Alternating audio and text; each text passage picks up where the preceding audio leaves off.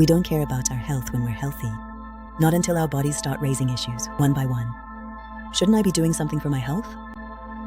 Once you start paying attention, a flood of health information pours in. Just like in the fable of the rich man going to sell his donkey, why aren't you riding it? Are you being foolish? Why is only the father riding? Why is only the son riding? Just like these unsolicited health tips, if you don't truly understand the principles of life, you start to waver. Because they don't know the real principles of life, in the end, the rich man and his son make the foolish choice of carrying the donkey themselves. Isn't your approach to health exactly like this right now? It's no different for countries either.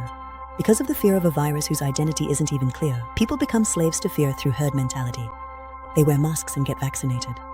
Don't you carefully check the origin and expiration date of even cheap food, yet weren't you afraid of getting an unverified injection into your body?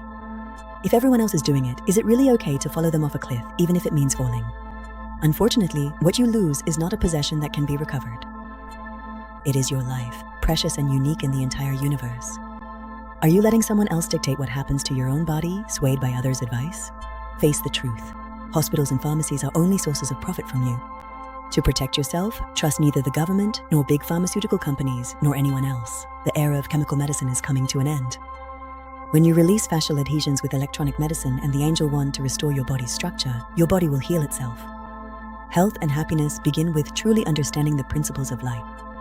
Declare your precious sovereignty over your own life. Youme Care supports you.